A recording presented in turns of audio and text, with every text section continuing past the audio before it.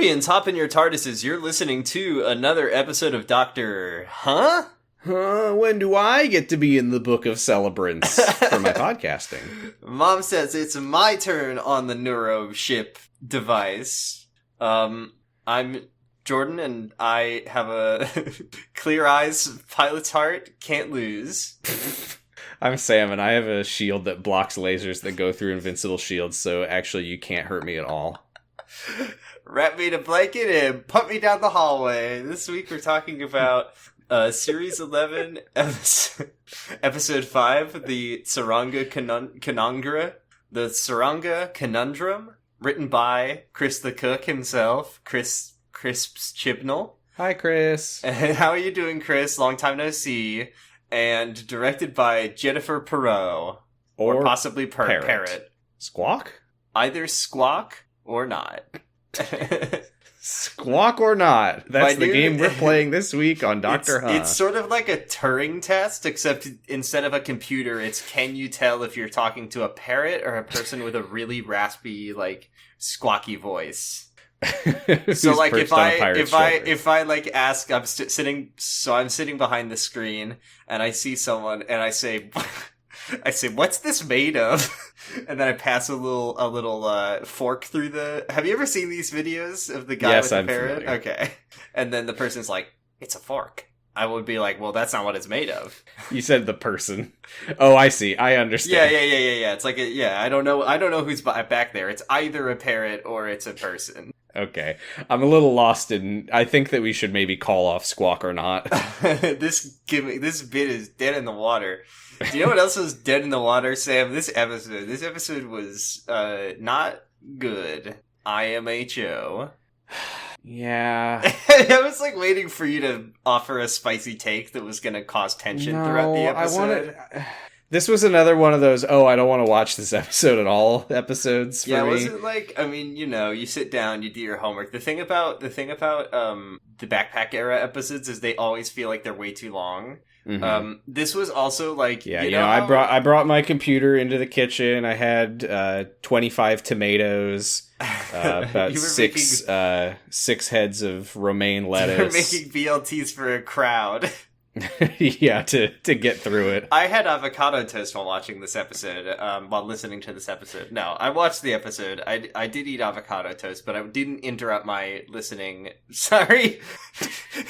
I've been outed. Have you ever watched this show? Is this show even real? It didn't interrupt my viewing experience. Pause. What color is the 13th Doctor's hair? The 13th Doctor? She's blonde. She's French. Okay, so you have watched it, but you haven't listened to it. I haven't listened. Okay, so Crisps the Cook, it's getting weirder every time we say his name. Chris the Cook is a big fan of maximalist storytelling where he cannot fucking leave well enough alone. And the pandemic was the excuse for Praxius. What's his excuse this week? He just can't stop himself. He's like, okay, so they're on a ship. He's playing with his little action figures like that Daily Wire guy. I learned that guy was like a Daily Wire guy, by the way, Sam. What guy? The Axcop guy. Oh. Yeah, so he's like playing with the child? Yeah, the little boy, Ben Shapiro. He's playing with his little action figures, and he's like, okay, so they're on a ship, hospital ship. 2 people on the ship. It's automated course. There's an alien. And then he on says, the ship. "Oh man, I have too many. I don't have enough hands for all these action figures. Let me put the Yaz one off to the side." and then I guess he maybe. This is like I can't even like think about or discuss this episode because this is just the Mpreg episode to me now. Like the fact that this is just like an episode that's just like Mpreg in it was really distracting for me. Mpreg in it. Shut up. You know what I like about this episode? That's an early title contender, by the way. What do you like about this episode? You know what I like about this episode is that you can really choose which. There's so many stories. You can pick which one is the A plot for you. Right. So for you, this is the Mpreg episode. I was so fixated on the thrilling story of Ronan the android. That guy, the character who was in the episode for 20 seconds. Why does Chris do this? This is like his favorite There's thing. like 45 minutes of deleted scenes explaining what Ronan's deal is. Because there's that scene where Durkas is like, "This is Ronan, my sister's android consort," and we're just watching this like, okay. And then Ronan is gone for the rest of the episode. Well, he's smuggling drugs. So this episode begins with the fam, the squad, Team TARDIS, the Doctor, Yaz, Graham, Ryan, in some sort of landfill looking for some sort of thing, and then the Doctor gets blown up by a big sonic mine. Oops. Yeah, I don't know what they're looking for. What episode is before this? We need to find the mint condition. Ooh. What? We have to find it. This is after Arachnids in the UK, so maybe the beginning of this episode is them looking for a coffin to put a spider in or something. Or maybe that episode like ends with the spider eats their scrap metal, and they're like, we have to find a new piece of scrap metal. Yeah, they get blown up by a sonic mine. I will say, it's very unclear to me, and maybe it doesn't matter. Did they die? What does a sonic mine do? They went to heaven. I just think the sonic mine sends like a little shockwave through your tummy, and it makes you go, ooh, oh. I mean, they were detonated point blank by a mine. It can't be like an explosion, because they're not like physically injured, but the doctor, medic, medic who is like, oh, we had to stabilize your organs. So I guess it just like vibrates your insides real bad. Yeah, it plays the brown note at you. Oh, no. So they wake up on a hospital, which we later learn is a ship, and this is somehow supposed to be some kind of big reveal, even though it's not. Okay, what is this shit? Okay, well, yeah, okay, fine. So we need to wait till we learn about how stupid this ship is before we start complaining about it, because we don't even know we're on the ship yet at this point in the episode. The doctor, as she's like coming to, she hears the medics say something about Tsuranga, and she's like, I think I've heard of Tsuranga. Now, I will just say, I don't remember what Tsuranga is. It's the ship that they're on. Okay. Why does the doctor know about Tsuranga? I have no idea. Maybe this is some Silence Will Fall type shit. About this specific ship? Maybe a good man will go to Tsuranga in season 28. A good man will go to Tsuranga for his bicentennial prostate exam. They get old. They need to check it sometimes, and sometimes they're biologically male. They've got balls full of cum. 2 hearts, 3 brains, 2 prostates. 7 prostates. Maybe more? Just imagine. So the doctor, she's like dragging herself out of her medical chair. She's like, I gotta get out of here. The medics are like, no, go back to your room. And she like runs through a random door and finds Taskmaster's Doc Brown, who is Durkas. He does other things besides Taskmaster. Not in my life. Okay. That's not true. I did see him in that awful Cinderella movie on Amazon. With James Acaster and Ramesh Ranganathan. And James Corden. No, why did they all... I hope they got paid well. Whatever. Did you hear the story that James Acaster was not supposed to be in it? They just, like, grabbed him, didn't they? Because it was supposed to be Ramesh Ranganathan, James Corden, and John Mulaney. Uh-huh. But John Mulaney couldn't do it. So they apparently just brought in James Acaster and gave him John Mulaney's haircut. That's pretty good. Anyway, that movie's bad. So, yeah, he's here. His name is Durkas, and he's here with his sister Eve. Can I just say, Durkas is not a name I can take seriously. What the hell is your problem? Durkas? What's wrong with Durkas? It's a really silly sounding name. What's wrong with Durkas? Say it with a straight face, and I'll cede the point. There's nothing wrong with Durkas. I think it's fine to be named Durkas. Can you please say, my son's name is also Durkas? My son's name is also Durkas. Okay. I'm going to name my firstborn, secondborn, thirdborn, and fourthborn Dorpus. I'm imagining this in that one TikTok voice. It's like, my son's name is also Dorcas. Great. Okay, so... Why'd you have to bring TikTok into this? God damn it. I also like this. So he's Durkas. He is a ship engineer. His sister is Eve. She is a pilot who they say she's a neuropilot. That means she pilot like Pacific Rim brain plug. Yeah, they are the Cicero. Like she is General Eve Cicero. And the doctor is like so starstruck to meet her, but also she cannot fucking help herself but brag about how cool she is when she's like... Because she's like, oh my god, you're Eve Cicero. You're in the Book of Celebrants. And Eve Cicero's like, wait a minute. You're the doctor. You're in the Book of Celebrants. You've and got they a whole chapter. Pat each other on the backs. No, because she says, you've got a whole chapter in the Book of Celebrants. And then she's like, yep. And then she turns around and comes back for more and says, actually, it's a whole volume. It's a whole volume. Oh, also, oh my god, we almost missed the most important thing about this scene, is that we're introduced to Ronan. Ronan, her android consort. Does that mean she has sex with the android? I don't know. Yeah, also, I think they might. But it's Ronan. It's our favorite character. Why aren't you applauding?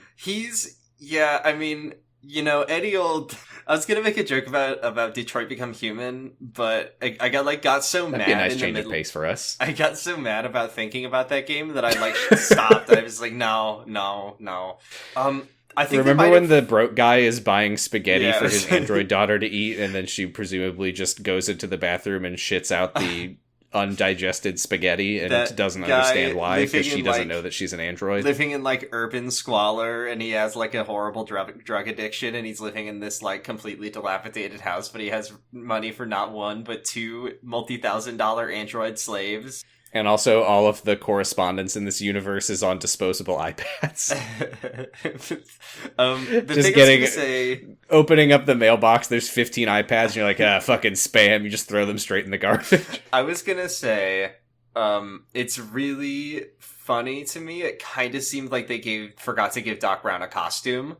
Like he showed up to set that day. He is kind of just wearing a guy. He's wearing like a cool jacket, like you see a guy in a jacket, and that's the jacket he's wearing, and he's wearing like a print collared shirt underneath and some jeans. And then that was actually supposed to be John Mulaney's outfit, but he couldn't do it for that episode. Okay, so then the doctor is walking around on this funhouse trip and going, ow. To explain what you mean by that, it's the doctor's organs are still in recovery, so there's a lot of like warping and whoa. Did we say that? Yes, Ryan and Graham are also on the ship and they're fine too. But they also didn't die.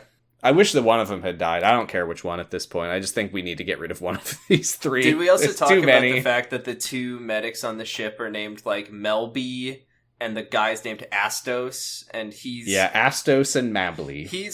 Astos is kind of the, like, confident, experienced one. He's done 36 tours. And Mably is the one who you think she's gonna, like, step up and have to take control of the situation and really become more confident. And then she kind of doesn't. I was gonna say, and then she doesn't do that in the episode. That's like her story, and it doesn't happen because there's too much going on and there's no room. She forgot to have an arc, and then instead she got consigned to the Mpreg plot. So, here's that, is that they walk into another random door and they find a man lying down and he's like, oh, you're the ones from the Sonic Mine thing. Well, I guess it's the fucking Lemmy Show sketch where he's like, 3 guesses what I'm here for, and he reveals his pregnant belly. Yeah, I mean, it's really funny because this Mpreg plotline is like somehow like played completely straight, but also, like, it's not. It's really weird. Because he is a member of a race called the Giftans, who the men can get pregnant and give birth to men, the women can get pregnant and give birth to women, and also the pregnancies are a week long. I don't know if I have any opinion about the fact that it's a pregnant man. Like, is that... I don't think it's, like, bad. Like, I don't think it's bad, but I just feel like I also feel like I can't really be like, oh, that's cool, because they're also doing like weird gender essentialism stuff within the gift hand race. Right, that's what I'm saying. So like I can't really give them too much credit for like it's like, I don't know. It's just I don't even know how to feel about it. Like I guess I don't feel anything about it. What I do feel about it, I guess I have no choice but to just be completely neutral on the topic. Yeah. For a moment, I was like, oh, that's cool. It's like, it's in the future when we're, like, more progressive and it's normal for a man to give birth and nobody's being weird about it. And then the doctor's like, you're one of those men give birth aliens. And they're like, that would explain why that's possible in the year 5 billion. Anyway, what I do have a problem with here is that this storyline is, I don't think it's supposed to be, but it's really weirdly trad. I know. It's like because it's Ryan's Ryan okay. is like This guy's name, I think it's like Lasso or something. We get his name later. Yasso, I think it is. He explains that he was like, oh yeah, I was on vacation and I was maybe a little bit drunk and I wasn't thinking very good and mate, and I ended up pregnant. Mate, you gotta find who got you pregnant and marry him and then raise the baby. he's like, oh, I'm gonna give the kid up for adoption because like I'm not really at a point in my life where I want to be a dad. And Ryan, because this is the rest of the episode for him because his dad left and now he has to make sure this guy raises the child by himself even though he doesn't. Yeah, I will say I wasn't clear from the flashbacks we got. I'm assuming that if we were watching the show in release order, maybe I would have a better idea of Ryan's backstory. I couldn't tell if it was like his dad left when he was a kid. It kind of made it seem like his dad literally just left when his mom died. His dad to not go to the funeral. I was a little confused. His dad left when Ryan was around 13 because he does say that, doesn't he? Yeah, because that's right. That's right. Okay, and then he also lost his nan to Tim Shaw. What a horrible time Ryan's having in life. Also, Tim Shaw killed his mom. Yeah, so that's what. Ryan spends the whole episode being like, no. Mate. You're gonna raise this kid. Mate. And this is so nuts because we are specifically told that the gift hands are pregnant for a week. So this guy is literally like, 1 week ago, I got pregnant from like some drunk sex on vacation. And now this guy that I've never met is like, mate, you're gonna have to be a dad. It's also like Ryan's dad left when he was 13 and he was not like a foster child or like adopted or anything. But for some reason he's like, you can't abandon that kid. You gotta be there for him for your whole life. I don't like to bring this up, but have you ever heard of The Secret Life of the American Teenager? Adoption is not an option. That was a thing that someone told Amy, the pregnant teenager, in the first season. Listen, mate. My nan always told me her name was Mimsy. She had a great memory and she lived to 104 on the other side, not me American nan. And she always said, adoption is not an option. Then she took the baby. Well, okay, I guess I'll just raise this baby for its entire life. By the way, it's so weird that Ryan is like completely projecting his own life experiences onto this guy, and the guy's like, well, all right, I guess I'll be a dad. Also, in my race, children are babies for 100 years, and we only live for 105. And if you're a dad, your kid stabs you. Your kid stabs you in the stomach every day with a big knife. I remember when I killed and ate my dad. Well, I guess this is my lot in life because this guy told me so. Because I got 18 years left to enjoy being alive. Oh well. You should also get married. You should find that person who got you pregnant, marry him. Because it's sinful to have a baby when you're not married. Will you be my dad? I guess that's what I'm really trying to get at here. I just have trauma. I don't know what to tell you. So yeah, Ryan is trying to make this man raise a baby he doesn't want, and that's his sort of side quest for the episode. Yaz's side quest is, as always, to find something to do.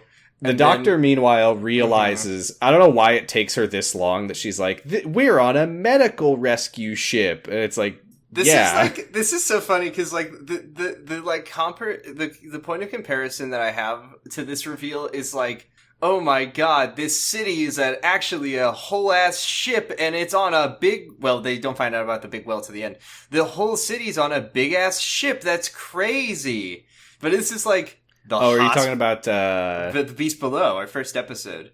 Oh, I was thinking about the one with Yana, the master. Yeah. Like, oh my god, I don't think that was on a ship. I think that was on a planet. But like, god, this whole place is a big ship. Except it's like we're on a hospital, but the hospital is a ship, which is like a thing that's well established in the sci-fi. Doctor woke up on a stretcher, surrounded by medics, and was like, Where am I? And more importantly, where am I? And then 45 minutes later, she's like, oh my god, I'm in an ambulance. Yes. So we learn a little bit more. Oh, and then what do we see? The medics tell the doctor that they're going to dock at Reese's 1 in 4 days. And the doctor says, that's not going to work. I have to talk to the pilot. And then she, like, runs off to navigation, and she's going, ouch, you've my organs. And the navigation room is empty. I thought something interesting was going to happen in this moment, in this episode. I thought it was going to be, like, a really cool episode about... Because what happens being a midshipman? I mean, everything is about being a midshipman to me. But when you're the number one midshipman fan. But no, it's like... So she, like, runs into the navigation room. What's his name? Astos? It doesn't matter. He'll be dead in 45 seconds. Well, listen, because he goes in there, he follows her in there. He's like, hey, we're not supposed to go in here. Then we find out die. The whole ship is, like, automated. They don't pilot it. There's no crew. There's just the 2 medics. And also, by the way... that's confusing, considering that they have to, like, stop to pick people up. This is incredible, and I think this is probably where our healthcare system is headed, is that if anyone takes control of the ship, it kills all of the people and all the patients and staff on board the ship for some reason. Uh-huh. Why? But anyway, I thought this episode was going to be your tax dollars at work, am I right? She's like, I need to find my TARDIS. I've got to get out of here for some reason. I don't know why she was so, like, urgently needing to leave. It seemed like there was a reason, but I mean, there's so many things to talk about this episode. Well, they need to get back to the TARDIS as soon as possible because it's a time machine. So, oh wait, never mind. I guess it doesn't actually really matter when they get back to it. But anyway, like... There's this part where Astos, the confident medic who has, like, a ticking clock around his arm, it's called a watch, actually. He's like, listen. What's this guy's name? Flava Flav? He's like, listen, I've done 36 tours. I know this ship. It's gonna be okay. You need to trust me. And the doctors are like, her organs are all scrambled, and she's like, Gagoo. And she's like, okay, you're right. You're right. I have to trust you. So I thought this was going to be an episode where the doctor was, like, sidelined and she had to, like, learn to trust other people, like, learn to trust normal people because, you know, the brilliant humans that she's always talking about. And she was going to have to let other people fix the situation for her. That's not what happens. This guy dies in, like, 5 minutes. Yeah, and she's like, oh, we're just over the boundary into disputed territory, the map says. And he says, yeah, that's fine. I will say, I don't think that ever comes up again. There's like this sort of, if what's going to happen is the A plot, and the Mpreg is the B plot, and it's the M plot. The M plot, it's, B for baby, and then C is the Cicero plot, and then D is the droid plot about Road. The Durkas plot. The Durkas plot, and then E is the android plot about the android. Then F is in the background of all of this going on, we learn that this is, like, dark times, like bad times, war times, hard times. I literally have no memory of they'll get better. What did you watch this episode last week? That they're like, these are dark times, but there's light moments in the dark, and this is disputed territory. And remember at the end they all say a beautiful prayer, because it's like... I do remember that. They're struggling to get through, because this is dark times.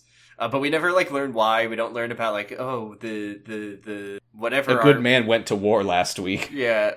Do we learn, like, what this society is called? Because it doesn't really matter. No. Yeah, they're like, there's a war, and it's whatever. dark. There's only so many words they can make up at this point. This is a show. I don't need to hear what the people are called every time. They already said gift hands, so I'm like, whatever. You don't have to make up another one. Anyway, something is. They check the radar, and there's something on the ship. Oh my god, it's an alien. And it's in the life plug. It's like climbing through the walls. It's like climbing through the vents. It's venting sus. It's in the life pods. The doctor pulls out a stethoscope and is, like, listening to the walls. So she is a doctor. Yeah, and then she pulls out a little toy. No, 7th Doctor is 11th Doctor is the toy guy. It only took you 6 tries. Nope, 3. Nope, 4. Oh, shit. Okay. The doctor says, yeah, to your point from a moment ago, the doctor's like, all right, I'm going to take charge. This is what, and Astos is like, no, this is my ship. This is my responsibility. And the doctor's like, all right, but I don't like it. And then he dies. So I guess the lesson is that the doctor should take charge always in all situations. It's literally like she never is allowed to learn anything. She's always going on about brilliant humans and how resourceful and ingenuitive they are. And then she sits there and solves all of their damn problems for them. Always. It gets me annoyed. Meanwhile, Ronan, in his second of like 3 scenes in the episode, goes up to Mabley in the hallway. She's the other medic. Do you have any drugs? You forgot Mabley. Do you have any drugs? Says, I need adrenaline blockers for Cicero. And Mabley's like, I shouldn't give those to you with her condition. And then he says something vague about the Kiba system. And she's like, all right, I'll do it. Fine, if you must.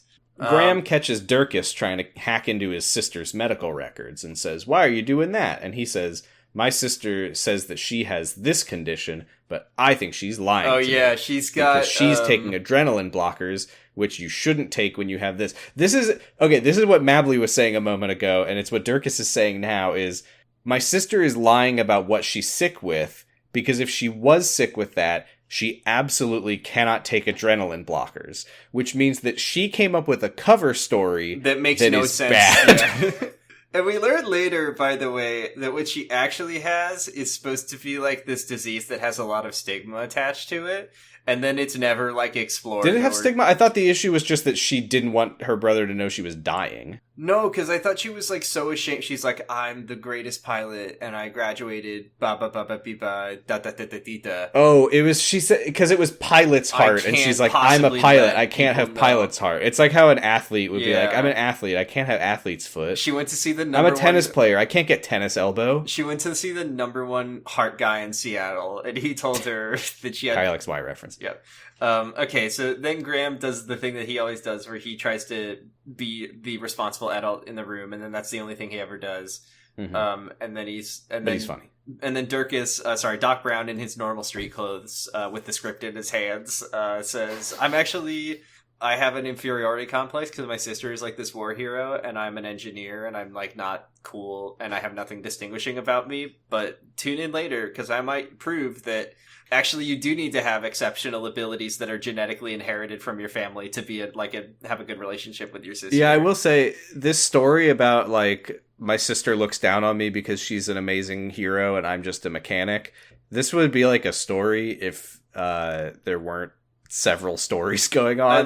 But also it's like it kind of just goes nowhere. It's like, what if I guess it goes somewhere.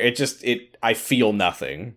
But it's also like really pisses me off, not to skip to the literal like last 5 minutes of the episode, that it's like my sister is this hero and this ace pilot and I'm just a lowly engineer, but also being a pilot runs in the blood and I can be a pilot, but only at the end. Yeah, and also she says like, by the way, I actually think it's fine that you're a mechanic, and he's like, oh, okay. Okay, and then he's like, but I'm also gonna hop in this fighter jet and pilot it competently because I'm your brother and being able to fly a plane is... We'll come back to that later because that seems really stupid. So the doctor investigates there's 2 life pods. Astos checks one, the doctor checks the other. I will say I don't quite understand why they're doing this, because when they were looking at the ship like radar thing, it was like, it's in the walls. The mysterious thing is in the starboard life pod, and she's like, I'll go check it, and he's like, no, I'll go check it. You go check the other one that it's not just in case. You go check the one on the other side of the ship that we have no reason to check it at all. And then he goes into the life pod, and then the door closes and he gets jettisoned. But before he does it, he calls Mapley and he says, oopsie, sorry. I believe in you. You can take charge of the situation, and you can help us get to safety. Put a pin in that for later. Also, at some point, the other life pod also gets jettisoned. So now they have no way off this ship! And then we do find out that Ronan did get the adrenaline blockers that he so craved. Great. So the doctor finds Stitch from Lilo and Stitch. This guy, I hate this guy. I'm sorry. I hate this little horrible guy because I don't think that I just think this episode is tonally inconsistent. This little... These are dark times, Sam. This is a dark times. Oh, but they're gonna have to have hope to get through it together. But then there's a little... He's got his little ass out. He's like a slimy little... He does have his little ass out. You see his ass crack. You see his little ass, and he's just there. Yeah! And he's just this little, horrible little baby. And they spent the rest of the episode treating him like that. They stick him in a bag, they kick him like a football. Like they don't treat him well. But I just can't take it seriously. I hate this little alien. I'm sorry. Yeah, he's like grumbling and eating shrapnel, and the doctor is like threatening him with the sonic screwdriver. There's literally an episode. I mean, well, I don't want to talk about new Who, like recent Who, but there's like an episode about like what if there was a little cute alien. And I watched that recently, and now I'm just like, man, I'd rather be watching the one about that little cute alien where it's like the alien being like a little cute alien is like germane to the plot, instead of just like, this is the most dangerous thing in the universe, and these are dark times, and there's a man who's pregnant on the ship, and there's a woman with a heart condition on the ship, and also there's a new untested medic who is not confident in her abilities, and also the alien is destroying. And there's an android who's hanging out. There's an android who's hanging out. Don't worry about him. What will he do? And Ryan is dealing with his issues of abandonment about his father. And also, by the way, that alien that's destroying the ship is just a little guy. Yeah, the alien tries to eat the sonic screwdriver. Did you also briefly, when the thing was climbing in the walls, hope that it was just a sexy, naked ice warrior with his armor off? Fuck. Well, I did now. This is important. It spits out the sonic screwdriver, and it looks like it's broken, but it's not broken. And we'll come back to that later. My Sonic, and we're also now, supposed to I will think say, that, yeah. With what we know about this thing, I don't understand why it didn't just eat the sonic screwdriver. It's literally just eating like scrap metal. But why did it spit out the sonic screwdriver? It's not after the matter. It's after the energy. But then why is it eating shrapnel? Because it's got to get through it. It's like when you eat a popcorn kernel to get to the sweet insides. It's like when you have a delicious steak dinner and some roast veggies on the side. It's like how I eat the pistachio shells too. I don't do that. I promise. Yeah, you're implying that every piece of shrapnel has an energy core inside of it. The future. Wow. Ronan, remember Ronan? Yeah. He brings Cicero her medicine. So that's that scene. Mavely. Oh my god, this part fucking kills me. This part was so insane, because Mavely is like, okay, I guess my friend and colleague is dead, and I'm the most experienced medic on the ship now. Let's tap into my ocular recording device, and then Yaz goes, hello, this is just like my body cams I wear at work. Did you know I was a police officer? She smiles so big and says, this is like a police body cam.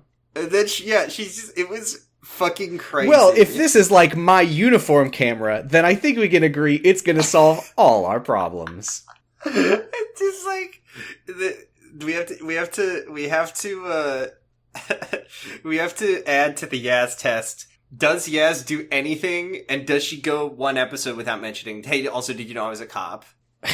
Remember when Yaz was like, when Graham was like, man, the police really are racist. I get stopped a lot more than my white friends. And then Yaz says, I joined the police force to stop that. And it didn't work. And then she's still a proud police officer. I love the police. I like how we're bad.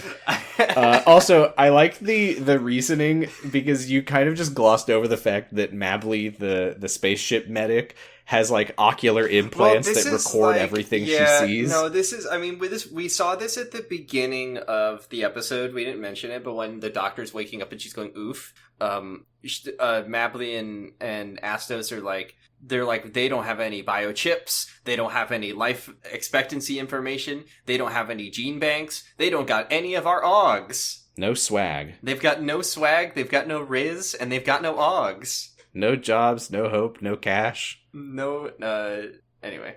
Anyway, that has nothing to do with what I was saying, though. She explains that the reason that all of the medics get eye implants to record everything is for training and in the event of like a lawsuit for malpractice or whatever. I just feel like you would put cameras in the room. I mean, they're in the future. Everything's in their eyes. I mean, this is like, and there's probably a BBC minisode about these medics where you get to see it from there. I didn't think to check for minisodes. I didn't push the big red button. There's a minisode for every episode. We have to go back and watch every single one of them now. So Yaz and Ryan are very confident that they will defeat the creature. The reason that they're even talking about like syncing the system up with her eyes is so that the system can analyze the visual data they recorded of the critter and determine what it is. So it does that, and it says, this thing is called a pating. It is threat level maximum. They are impossible to wound or kill. There is very limited information on them because you can't trap them because they are able to eat through all non-organic matter. Also, if you touch them, you die instantly. Also, they have a shield that nukes can't get through. Also, there's 10 billion Cybermen. This is like, remember how like a Blue Peter kid came up with the Absorbaloff? And he did a very good job. I feel like a slightly, I don't want to like really shit on this child. I mean, he's not a child anymore. A slightly more competent and slightly smarter child came up with the pating, but also still a child. I think the pating sucks. I hate the pating. I hate the pating. I hope someone wraps it in a blanket and kicks it like a football. I hope it dies. Well, you're going to love this episode then. I hope it dies. Oh, I'm going to hate this episode. You're not going to like this episode. Damn it. Meanwhile, Durkas finds Ronan giving his sister the adrenaline blockers. This is the thing I was talking about earlier, is that Durkas is like, what are you doing? You can't give her adrenaline blockers if she has Corton fever. And Eve is like, it's fine. And he's like, okay, so you don't have Corton fever. And she's like, damn it, I should have come up with a better lie. I thought this was going to be like drugs. Like he's giving her like drugs and she's addicted to drugs. But that's not what it is. This episode should have explored the... She's like, I need these laxatives. And he's like, but you said you have diarrhea. And she's like, God damn it. I blew it. My lie. I'm actually constipated. But you can't tell anybody back at home. This whole house of cards is falling apart. Yaz and Ryan find the gift hand whose name is Yos. That's right. Yos King. And the baby is kicking and he has them feel it because it's a pregnancy episode and they're like, wow, the baby's kicking. And this is the part where he's like... I truly think that nothing... Because he's like, do you want to see the pictures? And this is where we find out that boys give birth to boys and girls give birth to girls. And then... boys and girls and girls. And then when they insinuate something else, Yas... is like disgusted, which is very awesome. Yeah, because she's like, wait, so boys always give birth to boys and girls always... And he's like, yeah, how do you do it? Ugh. And then he's like, do you want to see pictures of my baby? And then he shows it, and then this is where it's like, this is 1 hour. That was yesterday. This is today. Wait, shit, fuck. This is an hour ago. And this is where he says the line that seals his fate. Oh, I'm gonna have to give him up because I'm just in no position to be a dad. And Ryan's like, fuck you. No. I'm making this my whole fucking deal now. I just think it's really, really scummy to just one-to-one equate giving up a baby for adoption with your just dad leaving your kid at 13 years old. Yeah, those are very, very different things. He's trying to put the baby into a place that the baby will receive adequate care. We also don't know this. I mean, these are dark times. Wow, that's very negligent of him. These are dark times. What if you raised it yourself? I know you're not like feeling like you're in a place where you can do it, but I mean, you might as well. Okay. But also, I cannot stress how much this plotline is fucking ruined by the fact that this baby took 1 week to grow. It's like the least committal thing in the entire world. I will say there's just a few weird points about the gift hand pregnancies that they sprinkle throughout this episode that are like, I feel like this is a race of people who were evolved specifically for pregnancy. Right. There's a part where when he's giving birth, the medic is like, hurt at all. I'm going to have to do a C-section. Don't worry. There's no nerves in there. And it's like, wow, that's convenient. This is why when I say it, it's like, I don't want to say it, but this is like, this alien race is someone's fetish. This is some fetish shit. Oh yeah, they just give birth and they can have as many babies as they want and the babies grow really fast. And then when they give birth, you can just cut them right out and they don't even care. And then they can get pregnant again and anyone can get pregnant. Also, they fuck Pokemon. And they also have sex with me every day. Like, I don't know. I don't know what Chris was doing with this one. Was he horny? I don't know what's going on here. Like, why is this episode... I don't even know what to make Hold on, it. though. Do you feel like, come to think of it, the pating is like, it's invincible, you can't kill it, they can't die, you can't hurt it, it kills you if you touch it. It's like, wow, it's the perfect monster. Yeah, we get pregnant. We're pregnant for 1 week. We have no nerve endings in the perfect pregnancy. the ultimate pregnancy. It's the ultimate Mpreg fetish. Oh, and it doesn't hurt when I give birth? Yeah, sweet. Okay, and I don't have to like have the baby for 9 months in me. I can just have it as long as it's just 1 week, and then it just comes out, and I can be pregnant with it. Hell yeah! This is amazing. I don't know.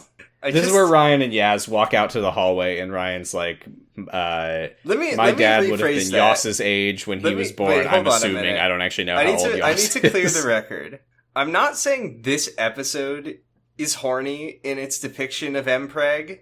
I'm only saying that if there was a person who was horny and into Mpreg and came up with an alien, if this hypothetical would be so crazy, but if there was a horny person who was into Mpreg and then created a sci-fi world where it was just like, this is by Mpreg, like sci-fi smut fanfiction, and I made up some aliens, this would be the alien that they came up with for their Mpreg. Yeah, it does story. Feel in the same way that I'm comparing the Pating to like, this is playground, let me top your thing with my thing. It does feel like Chris was like, I'm going to top the Omegaverse. Which is very appropriate for the Omegaverse. But, yeah, and then if they get pregnant, they're only pregnant for a week, and then they're immediately back to self-lubricating. When they're pregnant, they're so horny, and they want to have sex with me all the time. This is my really cool sci-fi alien race I came up with, guys. I think the difference... I think the important distinction here is this episode isn't horny at all. No. But I think in a completely non-horny way, he came up with the kind of thing that you would find in the most deeply horny fic you've ever seen. This is what I'm saying. This is like if some horny guy made up an alien race for his horny sci-fi Mpreg universe, this is the alien that he'd come up with.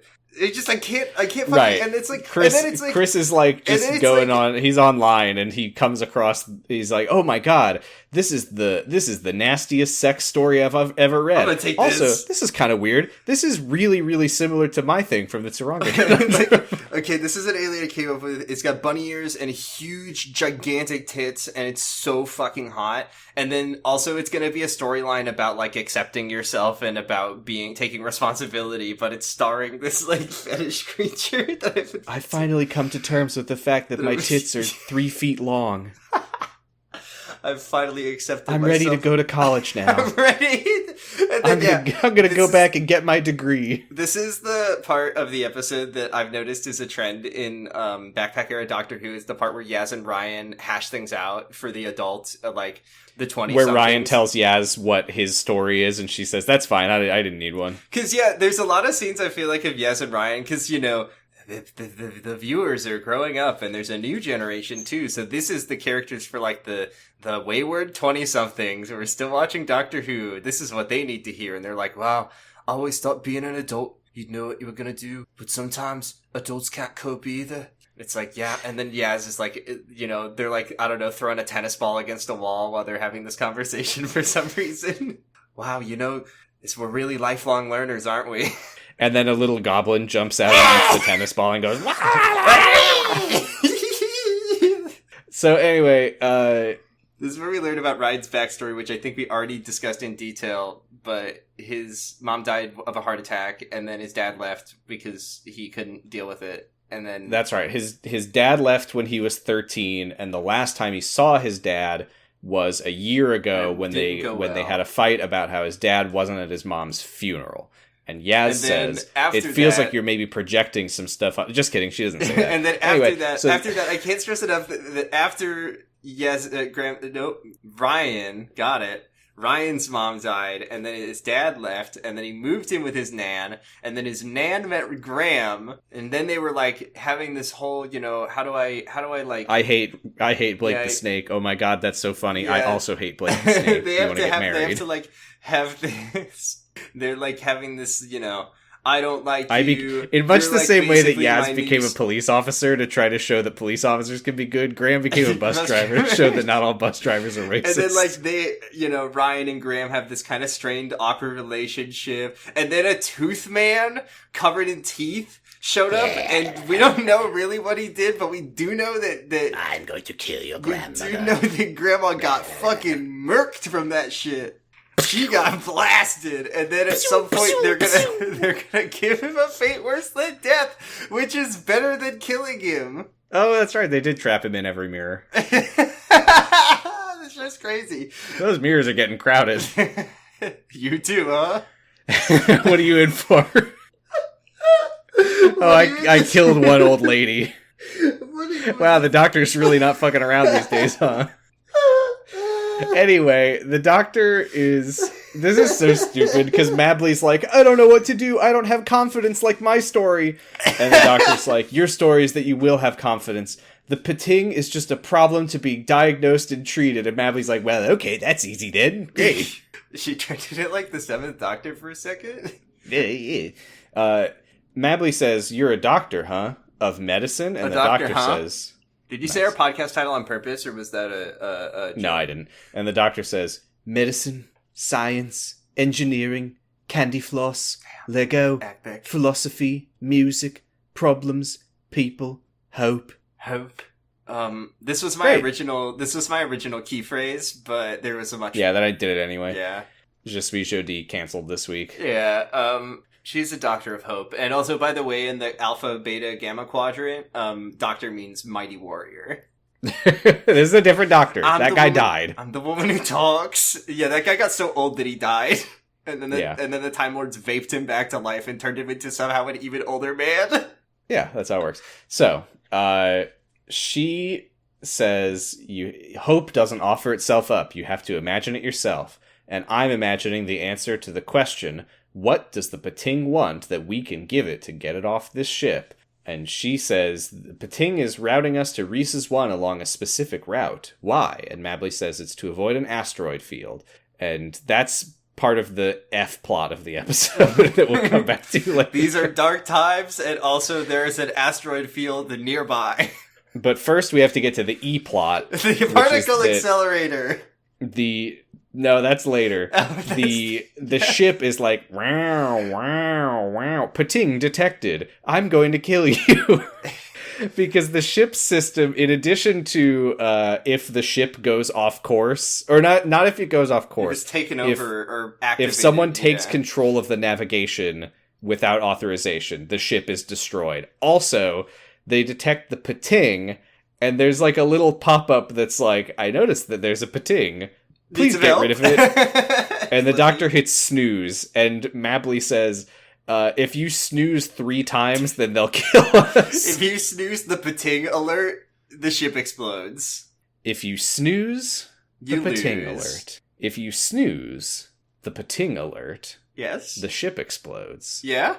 That is the pating alert snooze protocol. You get 3 tries. Why does this everything you do on this ship? Do you think this ship also has that classic Doctor Who like water milk machine? And if you accidentally use too much Patreon.com/potting bros to learn about the water milk machine. And if you use too much milk, it'll kill the ship. If you use all the hot water, the ship. Doctor, if you get 3 glasses of milk in a row, we'll all die. Doctor, if you don't guess this hangman puzzle, we'll all die right now. Everyone meets up, and the doctor explains the pating situation, and also that Astos is dead, because not everybody knew that. And also there's no life pods. I feel like everybody should have taken about 5 minutes to explain each of their individual plots, and also these are dark times, and also there's an asteroid belt nearby. Cicero, Cicero, sorry. I just called her Cicero, my aunt. General Cicero says on that the brain, or ancient Rome. Yes, General Cicero says that one time her entire fleet was massacred by a single. This is so funny. It's just like, how is this? How is this? Why is is this? Did they? I'm just curious about this is now seems like it's an ongoing problem in this universe, but it's never been mentioned before or again. So I guess they fixed the problem eventually. But the entire fleet. Can we think about the word fleet in that sentence? Mm-hmm. We also, I believe, find out later that Eve Cicero is a fleet commander, which I think means she's piloting all the ships at the same time with her brain. She died trying to pilot 500 ships at once. And then if a Ting showed up. I want to go back to the whole fleet thing. Yeah. You have a fleet of ships. I'm going to say a fleet is... There probably is a minimum number. Shush. Remember who wrote this episode. 1 billion. Sorry, yeah, you're right. 1 billion ships. Minimum. And the Pating massacred them. So the Pating, jumps in... She says that one Pating jumps into one ship, starts tearing it up, killing people... And then is like, next ship? And then jumps into the next ship and does it again. And they're like, no, it got ship number 2. And then months later, no, it got ship number 8 million. We're going to have to do something about this at some point. Maybe fly in different directions so it can't keep doing this. Oh man, that Pating is just all over the place. Also, the Pating... No, that doesn't make any sense. Does the Pating... Because we find out later that the Pating's whole thing is that it's just hungry for energy. And the doctor... I'm just skipping to the end, but the doctor gets the Pating to leave them alone by feeding it an antimatter bomb. Mm-hmm. So why didn't the Pating get full? Why didn't the Pating get full from, a couple of ships? Isn't there, probably some kind of, engine accelerator device on the ship that maybe this is getting a little Jeremy CinemaSins, but if you're writing sci-fi, I get to pick apart your universe you're creating and see if there's any inconsistencies, and I feel like that's a big one.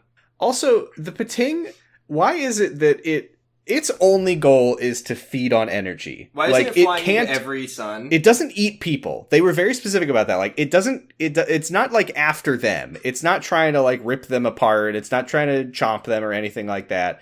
So it really just walks in. It's oh, I smelled some energy. Excuse me for a moment. And they're like, no, it's gonna eat. Why does it go out of its way to jettison the life pods? I think that it's energy hungry, and also it's just really mean. It's just an asshole. It's I can't kill you with chomps. I could kill you by touching you, but I'm not going to. I just want it to be really scary for you, I guess. I don't understand this Pating. This episode is really... I already didn't care for it, but it's really sliding down in the grades. Also, one of the worst Doctor Who aliens we've ever seen. I hate the Pating so much. Does maybe the Pating also feed on negative energy? Just making people unhappy? Like Vanitas from Kingdom Hearts Birth by Sleep. Yeah, like some kind of energy vampire. Huh. I hadn't thought about that. So is there a Roxas Pating? There's a Pating. Or a Ventus Pating? Well, there's a Pating that has shared a piece of its heart with another Pating. And also, we'll come back to that on Sounds About Light. And then when the Pating was turned into a Heartless, a second Pating was sort of born that hit the tower. Shut up. A second anime boy just hit the Twilight Town. And I don't talk about Kingdom Hearts very much, do I? And he's like that boy, that original boy, that damn boy, that dumb boy. That was shared a piece of its heart. I don't remember what happens in Birth by Sleep, Sam. I'm sorry. I did my best. I tried. I don't listen to Sounds About Light. I'm sorry. I'll listen to it one day. It's good. I listened to some of it. Thank you. My point being, the Pating is not a great alien. But you know what is a great alien? The one that can have as many babies as if... No, it's not an alien. That's an android clone. What's an android clone? Is it a clone or is it an android? Did they say clone? Yeah. Ronan is a very rich character. I wish he was in the episode. Does Ronan have a belly button? Okay, so here's what happens. The Pating starts tearing apart the ship's electrical systems to turn off the heat. That doesn't... Again, the Pating is just while I'm at it, while I'm snacking on your energy, I am also just going to kill you for fun. It's not nice. So... General Cicero is I'm going to take charge. We need stun guns to protect the antimatter drive. You can't kill the Pating, but you can stun it with the stun guns. So we gotta go guard the antimatter drive. And the doctor... These guns are called stasers, by the way, which is a great name for a gun. Yeah. The doctor says that she's going to sonic screwdriver something, blah, blah, blah, the ship, blah, blah, blah, so that she can reroute it through the asteroids to get to Reese's one faster. We'll need an ace pilot to steer us through these asteroids. And also, I thought that if you pilot the ship manually, it kills everybody on board, but I guess they... No, that's the exact thing that she was saying, is that she created a blah, blah, blah, so that it wouldn't notice that she had hijacked it. She created she used a neural shunt to get through... she rerouted the power cable. Yeah. So, Yoss's water breaks, and Mabley says, okay, we're going to deliver this kid. Graham and Ryan, you have to come with us. You picked the wrong person to ask. Oh, yeah, because he needs two dudes to be his birthing buddies with him, and he picked the wrong... It's unfortunate for him that Astos was dead, because now Ryan's going to be in his ear being like, mate, do the right thing. Do the right thing, mate. You gotta... Be my dad. I have trauma. I've got trauma. You need to do the right thing to help me heal.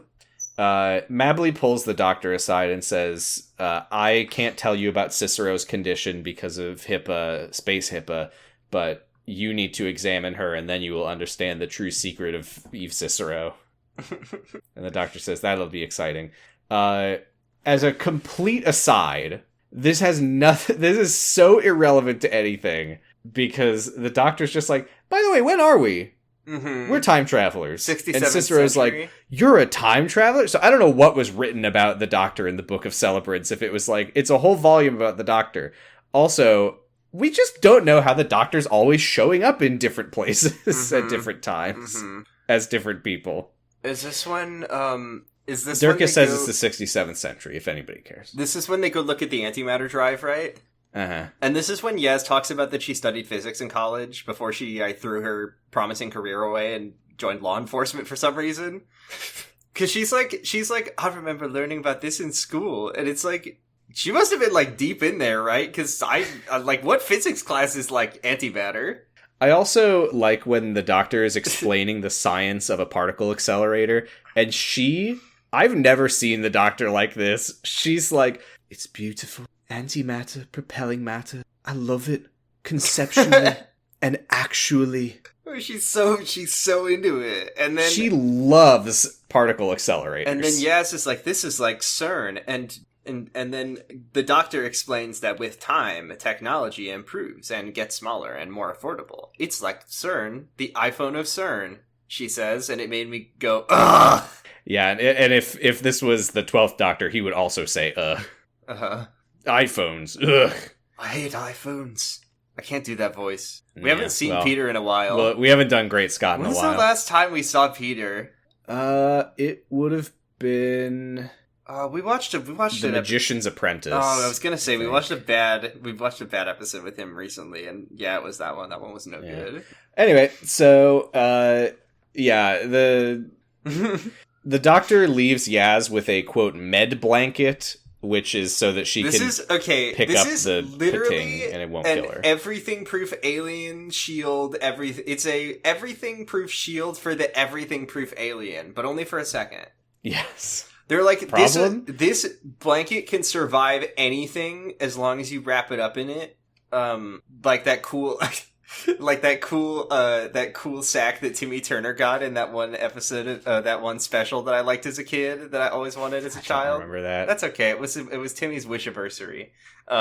Someone's probably like, huh, wow, I haven't thought about that in a while just now.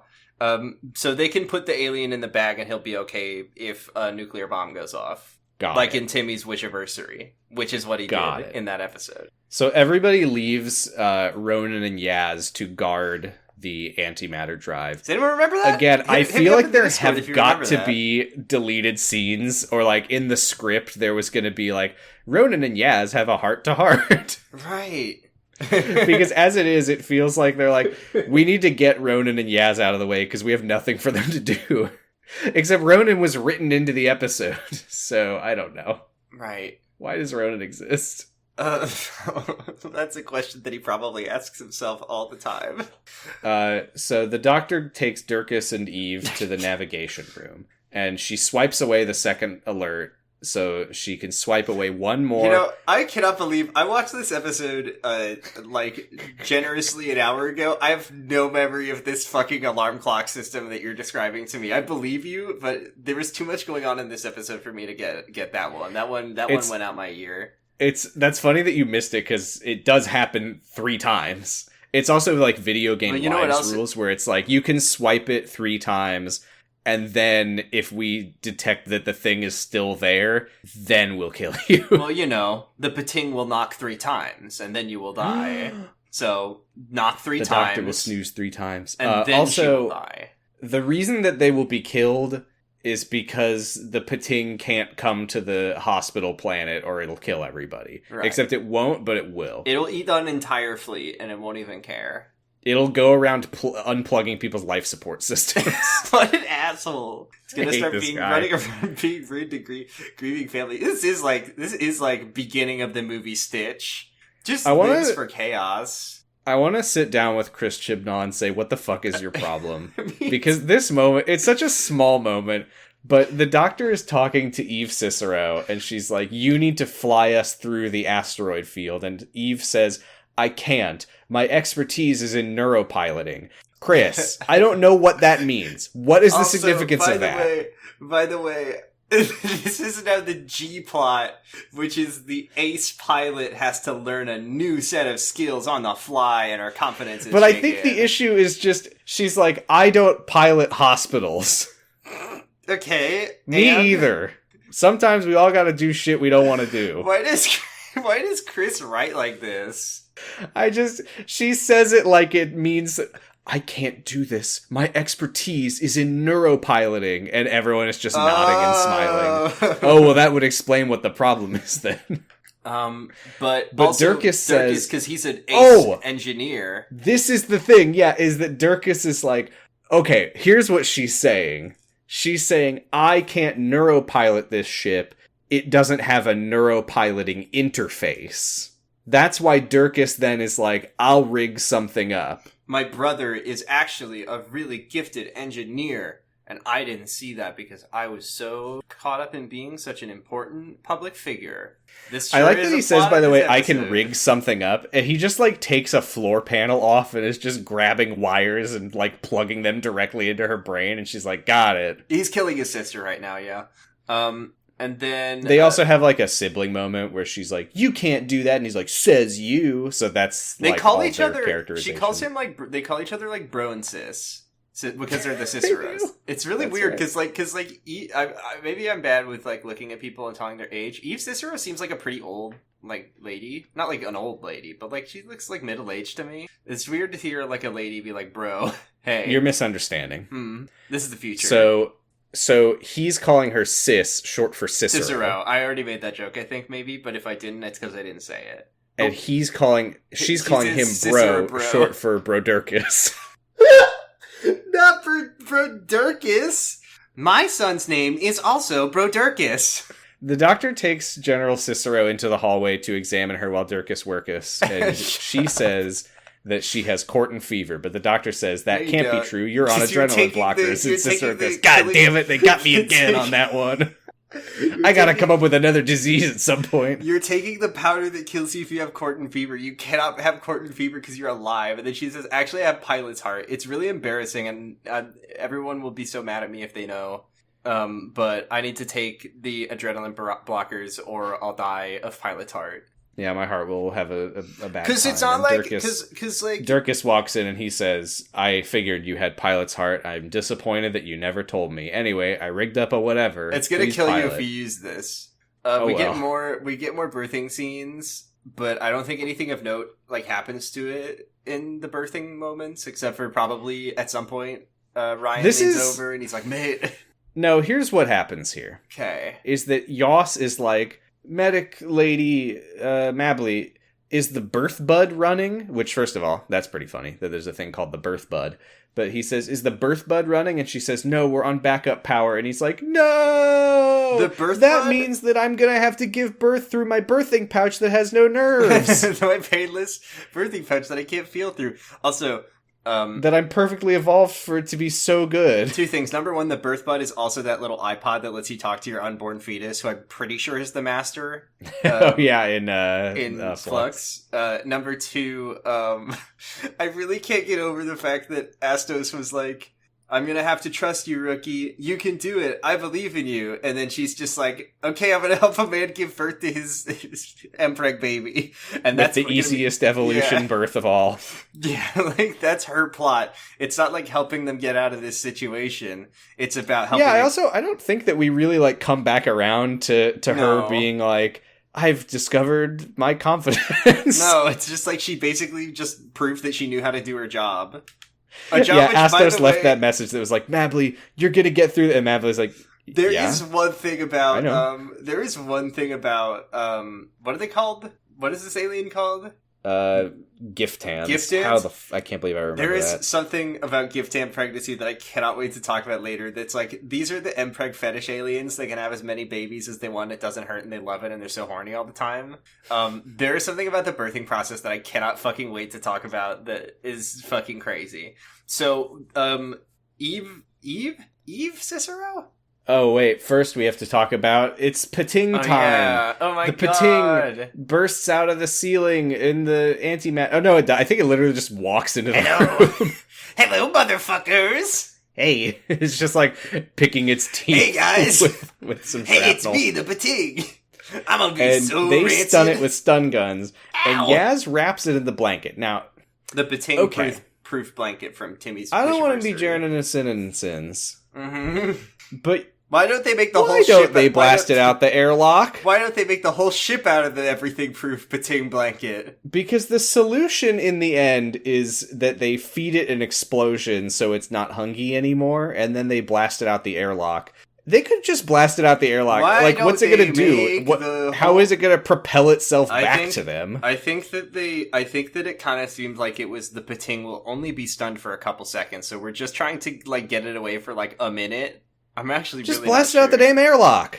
Why didn't they just blast it out the damn airlock? Why don't they make that whole hospital ship out of the Pating-proof shield, though? Instead, what Yaz does is the most impotent... She, like, walks into the hallway with the Pating wrapped in the blanket, and she just, like, kicks it like a soccer ball, and it just flies, like, 5 feet and hits the wall and just lands there. She doesn't even, like, kick it very far down the hallway. She's a useless cop. Sorry, friends. But also, like, what... this doesn't count as her doing anything to me, because the doctor told her to do this, and she did a very bad job at it. Is that bias? Am I getting too mad at Yaz? No, she sucks. Yeah. I wish she didn't suck, but she kind of sucks. I wish this episode was good, but we don't always get what we want. Like, what has she done this week? She's bragged about her cool police officer body cam that she loves being a cop about, and then she kicked... I mean, I do like... Yeah, she says, I'm so glad that they didn't defund the police. we never would have been able to afford this accountability if they had cut our budget. They need to give us more money. She did do the least Final Fantasy 14 moment on the Pating, and I do respect that a little bit. But I also don't respect the fact that she just got very poor distance, very Maybe low the reason that she meters. was so scared and she wanted to get rid of it as soon as possible and she couldn't take the risk to take it to the airlock is because she knew that the Pating might have had some fentanyl on it. Shut up! Shut up. Have you ever seen that tweet that's like, there are two types of sports? There's, ooh yeah, give me the ball, I want that ball, and fuck that ball, get that ball away from me. She's playing both versions. Oh, it's a great post. Anyway, she's playing, well, alright. She's playing both versions of those games right now. Ooh, I want that Pating, give me that Pating, fuck this Pating, get this thing away from me. Durkas hooks his sister up to the neuropiloting interface that he made so she can do Pacific Rim. No, because there's only one of them, Pacific Rim. So she can do half of Pacific Rim, okay. And then... Yeah, you know that in the original script, it was like, and then Durkas and Eve have to hook up to it simultaneously, and they learn that they're drift compatible because that's their... And then someone came back and was like, this is just Pacific Rim. And he's like, yeah, I know. Yeah, we can't do that. I like that movie a lot. I wanted to make that movie. Can I do that movie this week? No, someone already made that. Oh, okay. Sorry, damn it. Guys. All right, I guess I'll just write Pacific Rim Uprising instead. He's sitting on his playmat with his little action figures, and he's playing with a big robot, and he's like, I wish I could do this. This is a great idea. But Durkas really proved that he knew how to rig up a neuropilot thing, and Eve is like, wow, cool, based, and then he says, wow, we really are getting along as siblings for the first time. It's me, Doc Brown, in my street clothes. I forgot to get a costume this episode.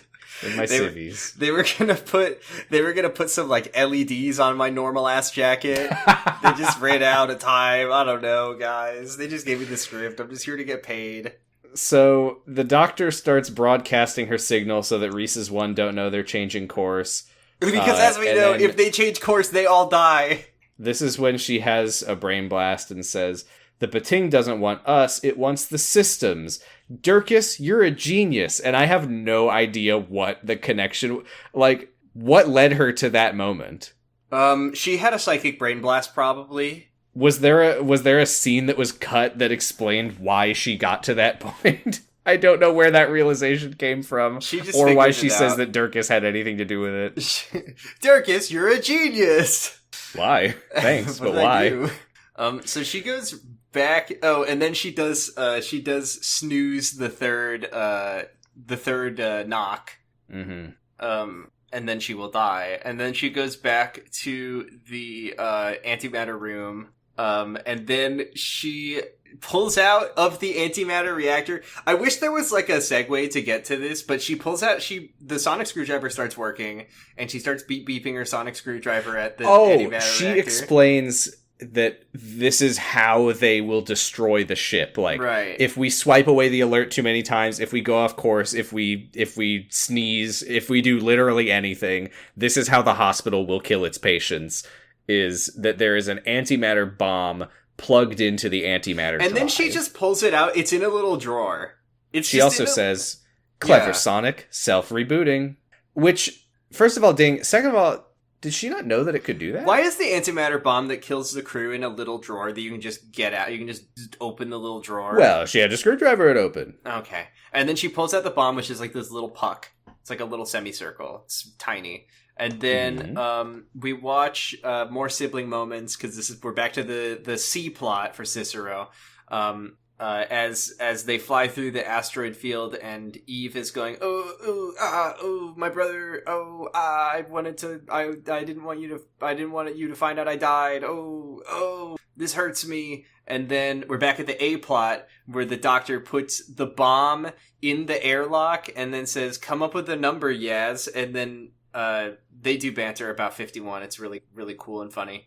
Oh my god, this is the second moment. Yeah, the banter is, the doctor's like, 51. It's a pentagonal number, atomic number of antimony, the number of Federalist Papers written by Hamilton. I love that show. I've seen all 900 casts. Shut up, Chris. This was when I said at the start of the episode that this episode made me groan out loud twice. That was the other time. Oh, okay. There is no fucking way. That was before we started recording. No fucking way. Huh? I said before we started recording. Oh, I thought you said at the start. It doesn't matter. Anyway, there's no fucking way. I don't care about your stupid jokes. I'm not believing that in like the year 2100 they're still doing Hamilton. No way. Don't. Fuck you, Chris.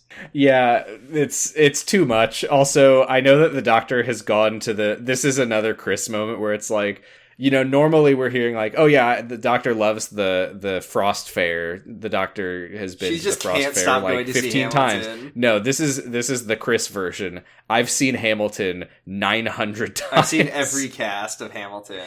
I also feel like that's so... Even if isn't like such a huge part of the doctor's whole life is like, I'm so old, I'm just going everywhere to experience everything. Also, sometimes I just like a little dose of the familiar, and I watch Hamilton for the 900th time. It's very comfortable for her. I mean, it's like how the Doctor, across multiple iterations has taken his companions to the final Frost Fair, and they're all there at the same time. And yeah, I just said that. Yeah, well, that's what I'm saying, is that she takes her companions, and then she goes into the theater, and every single person in the theater is a doctor and their companion watching yet another showing of Hamilton for the day. I've seen all 900 casts. In fact, I'm all of them. I'm everyone in all of them. Doctor, I wish I could be in Hamilton. Say no more. Well, you can't, because it's all me. Other stuff happens. Cicero is flying through the asteroid field and says, I always was afraid of the day that you would get the news that I died. Yeah, I'm glad you're here. And we're all like, wow.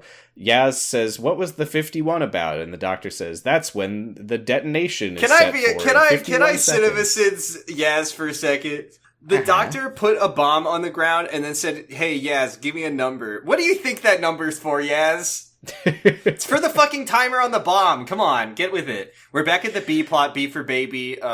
Mabley is gonna tell, this is the only good part of the episode. This is a good part of the episode. I really enjoyed this. It's the part where Graham says, I've seen every episode of Call the Midwife. He loves it. So he can help out with the birth or whatever. And then Ryan's like, you've seen every episode of Call the Midwife? And he says, yeah, it's bang on. See, whilst you've been mucking around on YouTube, I've been learning useful life skills. I feel like we've seen an episode where he said something along these lines. It was Praxius. He said the same thing, right?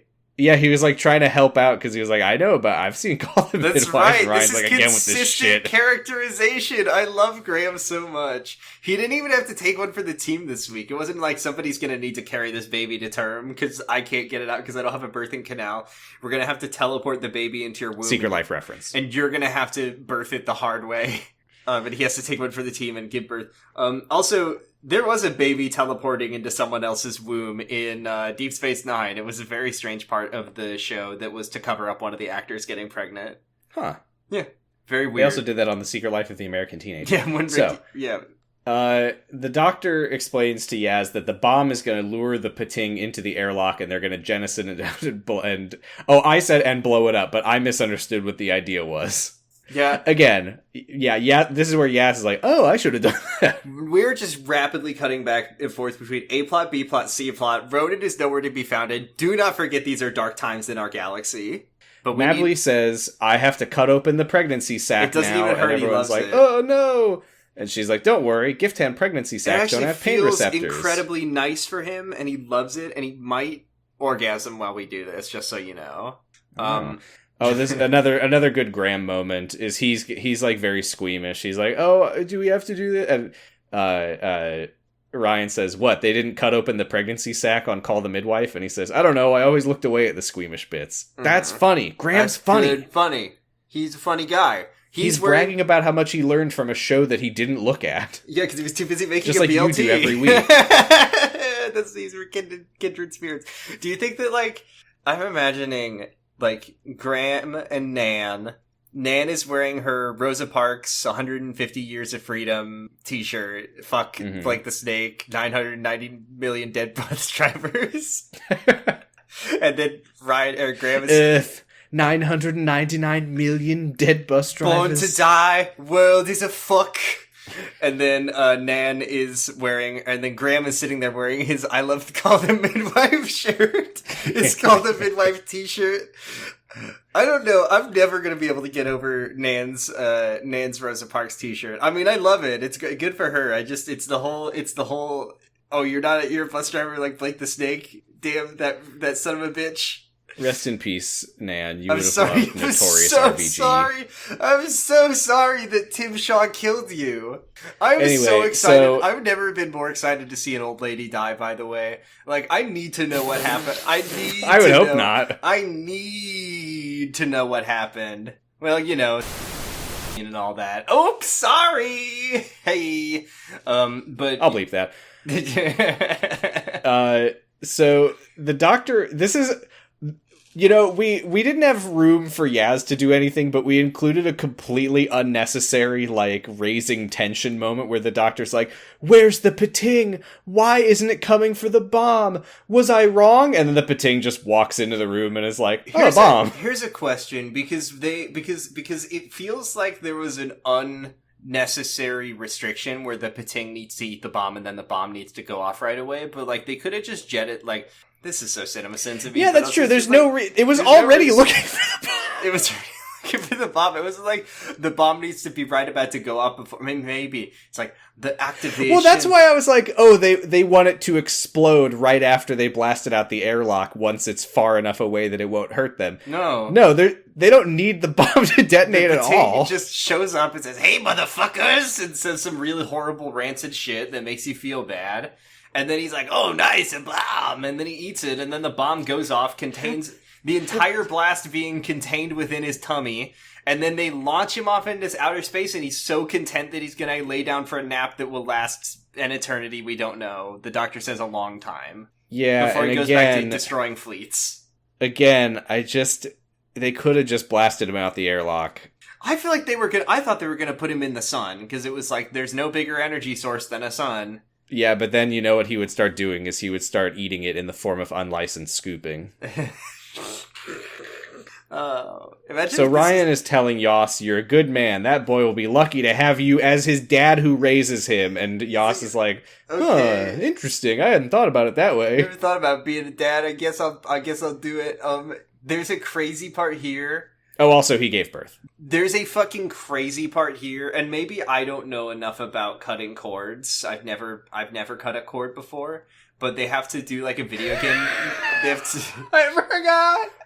You have to cut the cord at the same time, like a video game where you got to push the Otherwise, button. Yoss will die. Right. This is what I was gonna say. Is that everything about this alien is like they're the Mpreg fetish alien, that everything about their birthing process is so easy, but also they're a bomb that you gotta diffuse the wire at the same time. Yeah, why they don't really explain. They're like, Ryan, Graham, you both have to cut the cord at the same time. It was literally because Chris needed them to have some sort of familial bonding moment for them to celebrate over, but they couldn't think of anything to like give them to do, so they make them cut the cord at the same time, and then Graham tries to give Ryan a fist bump, and Ryan still says no, and he says, I hope we can... I thought the episode was over, but there's so many more things to wrap up. Well, they need to wrap up the A plot. We've wrapped up the A plot. A for asteroids. Cicero is like, I'm feeling faint from piloting, and then Durkas says...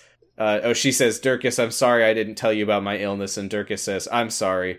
I never told you I love you, and she says, I love you too, Durkas, and I'm sorry for everything. I don't know why... She dies. I don't know why. Meanwhile, we cut to Ronan. Can you please? Whole scene. Can you please let me say my piece? Which is when he says she says I wish I'd told you about my condition. And he's like, there's a lot of things I wish I had told you. I thought he was gonna come out as gay for a second. I don't know why. I'm Mpreg. Sis, I'm gay, and also I love you. And then she dies, and then Ronan is... Well, okay, hold on. She doesn't die. We don't see her die. She says, I love you. He says, I love you. We cut to Ronan. We cut away from Ronan. And then they're pulling the blanket over her. And then the Doctor and Yaz walk into the navigation room, and Cicero is just on the ground, and Durkas is piloting the ship. And he says, I'm also a Cicero, so I've also trained for this. Can do this. Oh, okay. Yeah, that was the thing I was like, he's like, I'm so useless, I'm an engineer. Also, I know how to pilot a fighter jet. And meanwhile, I'm here taking my notes, and I'm like, Cicero, who is dead? Dead? This is the There's part like no... fanfare's not the... She died! It's just so, like, unceremoniously just... Oh, she's on the ground dead. Whatever. Also, Yoss gets his baby, and Ryan looks at him knowingly, and he says, I guess I'll have this baby for its whole life. I guess I will be a dad. It will kill me when it's 18. Like Graham says, Ryan, if your Nan could see us now. And then he offers Ryan a fist bump, and Ryan says no. But I think we have seen the episode where they finally fist bump. What if Yoss is like... I think it was Ransgrove Kolos, isn't it? What if Yoss took the baby, and he looked at Ryan, and he said, you know what? I am going to raise this baby for all 13 years before I abandon it, as is the custom of my people. No.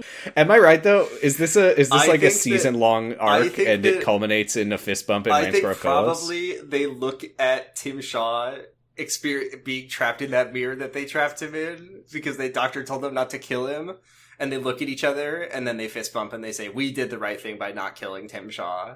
Mm-hmm. I finally accept you. And then they both join arms and step right into the wood chipper. So they arrive at Rhesus 1. Cicero is in fact dead, confirmed. Mabley says, you're whatever. They're booking her a teleport back to the junk planet where the TARDIS is. That's all that matters. And then the doctor says that everyone... The doctor says... The doctor says that you were all brilliant. And she says, people prevail, hope prevails. These are dark times. You must understand. Yoss says, I'm going to name my baby after you. Avocado, like the Earth hero avocado pear. And then Graham and Ryan say, avocado is not a person's name, it's a fruit. No, it's a vegetable. Graham is right, it's a fruit. Mm-hmm. Ryan, you fucking idiot. Ryan. The fourth doctor like appears through the rift, the time rift. Just whatever someone needs to be His called voice just comes out of Jody's mouth. Ryan, you fucking idiot. And then this is the crazy You remind me of Layla. So yeah, Ryan's like, you did the right thing to raising this kid, and then Yas is like, he's like, I'm gonna be a good dad, I'm gonna make mistakes, but that's all life, isn't it? And I'm gonna This would be a fine story if he wanted the baby in the first place. But Ryan pressured him into keeping if the baby. It was him being like, I just don't know, I really want to be a dad, but I just don't know if I'll be good enough. That would make this whole thing feel so much more fine. Right. It's the fact that he was like, no, I don't want to be a dad. I don't want this and baby. Ryan's like, well, you're gonna. I didn't mean to even have the baby. I got drunk. This baby's an accident, and I don't feel like I'm gonna be a good dad. I'll just give it up to adoption. It's fine. Durkas asks Ronan, "Oh, good, we're finally getting a conclusion to Ronan's thrilling storyline." Ronan is going to be killed. Ronan, what's going to happen to you? And Ronan says, well, my service is over. I'll be shut down now. And Durkas starts crying, and he's like, Ronan, I'm sorry for being so unkind to you. You served her well. And Ronan says, so did you. And then everyone gathers around, and then Ronan leads them in prayer. May your life flow like a river. May your days smell sweet. This was so crazy because this was like the conclusion of it being, because he says Ronan asks to lead the quote incantation, and then all the like characters, like the ones who are from this time and place, are like praying with them because these are dark times. We do see that the doctor is saying the prayer, but we don't see Ryan, Graham, or Yaz's mouths, so we don't know if they're saying it, but they probably are saying the doctor's prayer because and yeah, this is like the part because these are dark times, but they say it at hospitals. They say it in hospitals in the dark times because these are dark times, but they will get better. This is a self-rehearsal, and that is the end of the episode. Did you like the episode? I'm not sure yet. No, A plot through G plot, I was confused by all of it, and I think there was too much going on this episode. I don't understand why Chris did this. Now there's a question that will never be known. Why? Chris, why are you like this? What is he trying to prove? Because we watched the fucking last episode that was the one with the big drill, and he's doing this shit in there too. He's just like, it's the biggest and baddest and hottest and wettest episode you've ever seen in your life. Why is he like this? Like, I just want to go to bed when I watched this, that I was just like, I don't know, a C. Now I'm looking back on it, now that I'm thinking about it again. This is a D episode for me. No way is this a C. I'm gonna give this a D plus because he tried so hard. I'm saying D plus as well. He tried so hard. This is Legend of the Sea. I don't know what I gave Legend of the Sea Devils, but that one, they worked so hard on it, and I guess you gave it a D plus as well. Really, for real? That's beautiful. Yes. Okay, then definitely a D plus to me. 1 billion sea devils. devils. And that plus is just the couple scenes that Graham had. Yeah, that was him. Yeah, that was the Call the Midwife. Why was Ryan like that? It was so weird. Suck ass episode. Episode sucked ass. Yeah, it was not great. Do we have any awards to give out? Like, what do we even have? Okay, hold on. Well, let's think about it. First of all, did Yaz pass the Yaz test? Absolutely the fuck not. Did anyone eat shit in a comical way? The Pating did, but I don't count that. I was going to say the Pating. Did anyone no Leela Cross, no stunts, nothing. Moving on. Yeah. Do we give Yaz Fucker's Folly for not just ejecting the Pating out the airlock when she had the chance? If I was holding a Pating, I would not want to continue holding the Pating, and I don't know where the airlock is, so I'm going to give her a pass for that. Do we want to... There's something we didn't talk about. You very briefly mentioned when Astos gets in the life pod and gets blasted into space.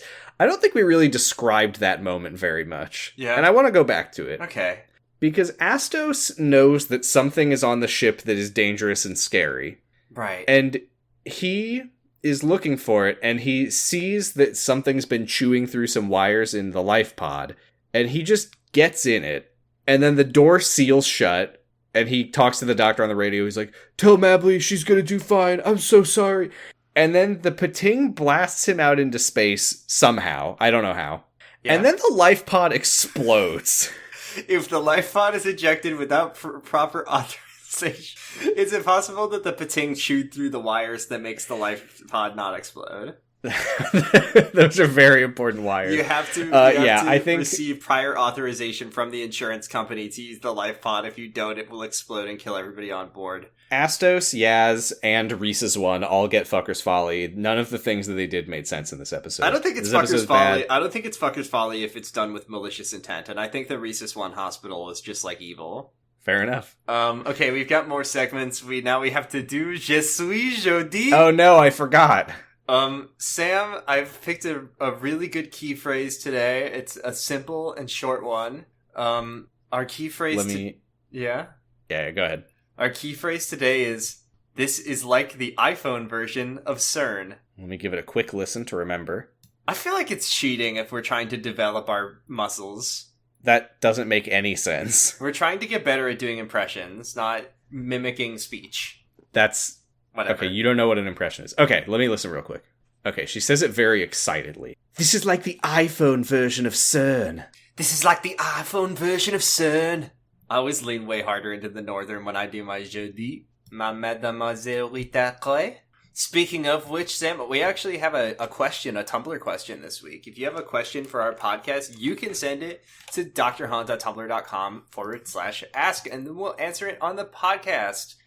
This is a question from friend of the show, Chai, who says, Graham, Ryan, Yaz, we're all familiar, and all three of these characters bring interesting nuance to Mademoiselle W's Team TARDIS, except for Yaz. I added that in. But one's gotta go. As the showrunners for just a second, let me finish reading the question before we answer it. As the showrunners for just 1 second, who are you killing off? Where in an episode you two have seen should have retroactively happened? Thanks, love the show. Okay, Yaz, whatever the earliest episode that we watched in Jodie's season, Yaz needs to just be like, actually, I'm gonna go back to being a cop, and then maybe she gets hit by a car in the street. If I have to kill her off, I don't need her dying. I don't care if she lives. Yeah, I think she should just leave when she realizes she has nothing to contribute. Like, Ryan and Graham are such an interesting group of guys. Like, they have, like, an interesting relationship. I like that they have good chemistry together. I like that they have to learn to, like, accept each other.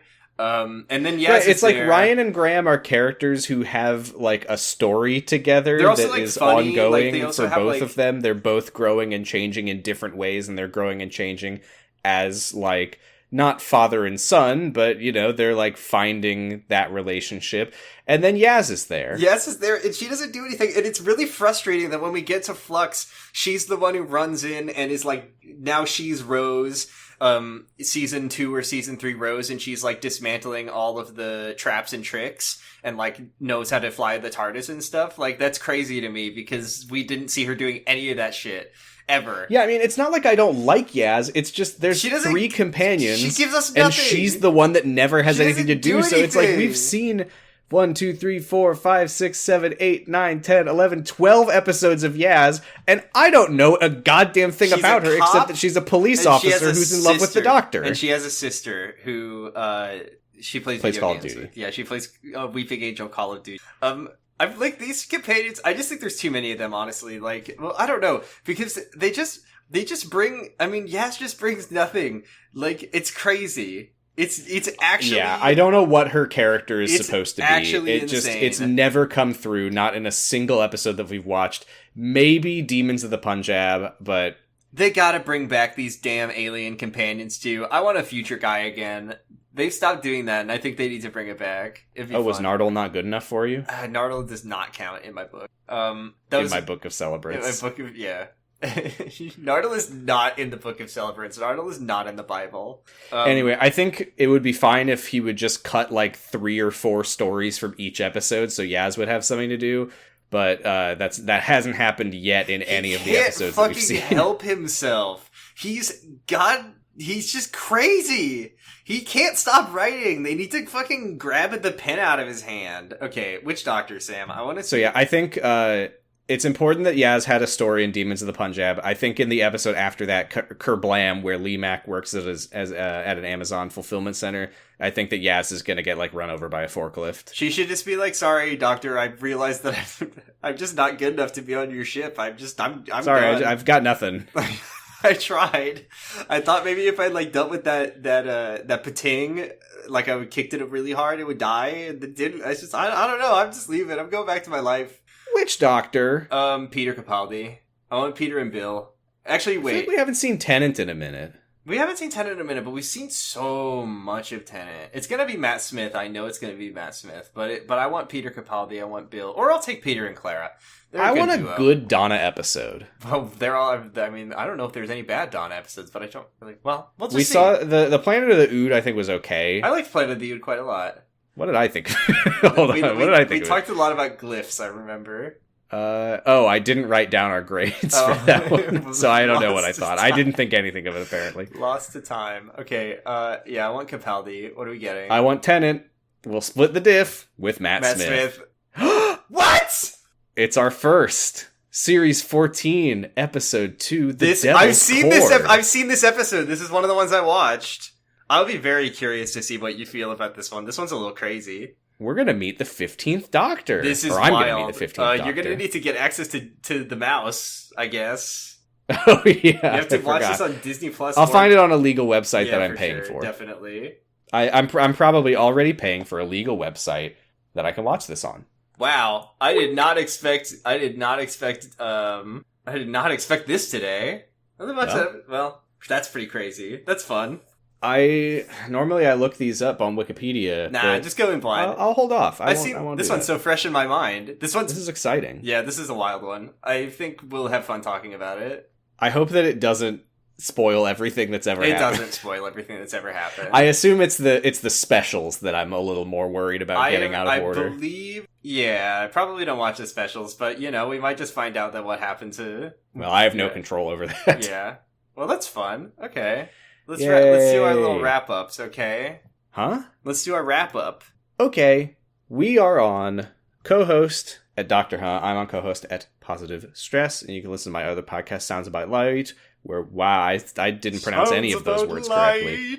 You can listen to my other podcast, Sons About Lit, where we're talking about Kingdom Hearts 3. We're coming down to the end of it. Yahoo! We're done with the Disney World, so the plot can happen. You can listen to Kamen Radio. It's a podcast about the Yakuza series of video games about the video games. And I think I went out of order. I think I should have done the Patreon first. We should do the Patreon first. We're on Patreon at Potting Bros, where $1 a month gets you all of our bonus content. We just put up our episode on parts 1 and 2 of The Space Museum, a serial that is ostensibly about a space museum. What is it really about? The worst architecture in the universe. I loved watching the Space Museum. I really liked watching well, I don't feel like we need to just hey, here's a joke we made in that episode, but it was a fun episode. It's a fun episode. The serial is not especially good, but we've had fun watching it so far.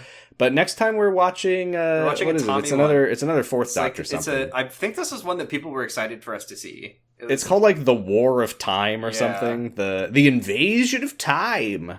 That'll be fun to watch. I'll watch that soon. $5. $5.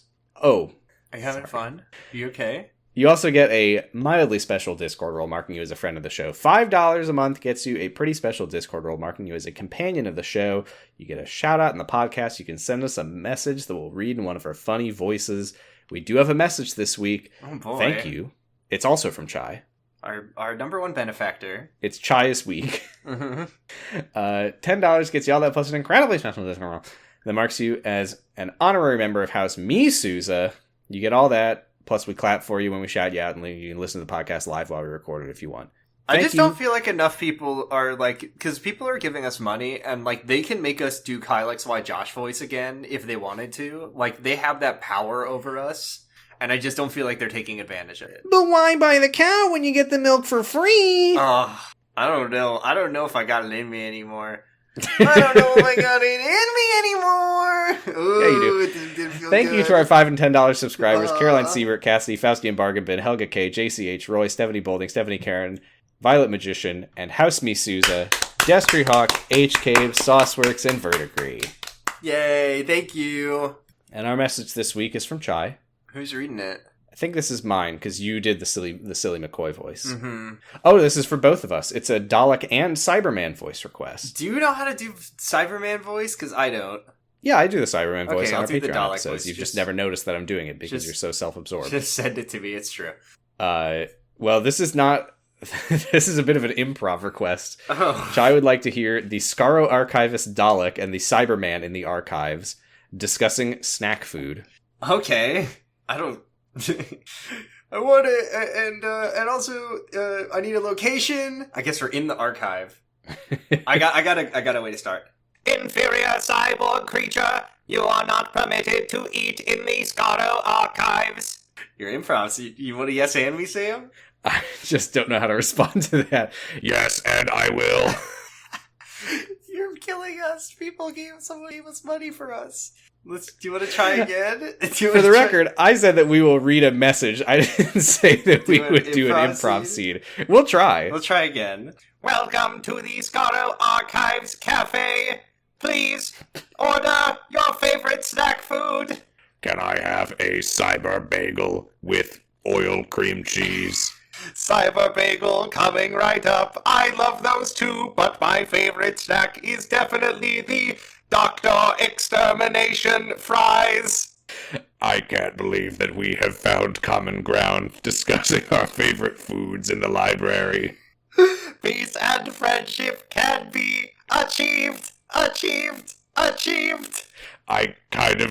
gonna be honest, not to know but you, but I really didn't think that a Dalek would like a cyber bagel with oil cream cheese. So I was kind of caught off guard by that. I'm kind of weird. That's why I'm working down here in the cafe. Would you like to go out for coffee sometime? I feel like you're not like the other Daleks. And scene. That was good. We got there in the end. You can't just ask people to do improv who don't do improv. I don't do improv. I tried out for my high school improv team 3 years in a row and I never made it.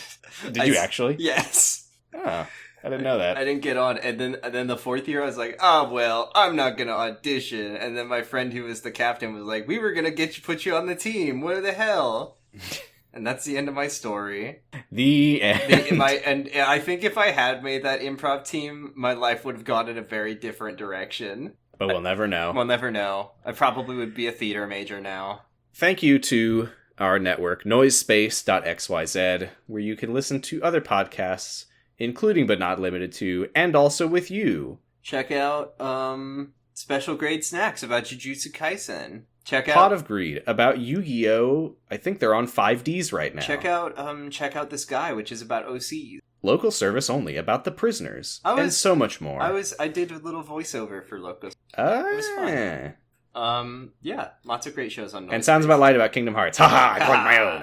Kamurocho Radio about the Yakuzas. Fuck you. Whoa, that's not cool. Also, don't forget to follow us on our socials. You're on co-host at... No, we already plugged that. Oh, I didn't plug my Tumblr. We did that before the Patreon. I didn't plug my Tumblr, though. I didn't say which my Tumblrs. Okay, you can do that. You can follow me on Tumblr at sudomono.tumblr.com, sudomono.tumblr.com. Yeah. Sam, can you say the incantation? Can you say the incantation in honor of Eve Cicero? Oh. May your life flow like a river. May your days smell sweet as a rose. May your nights be calm and still as a pond.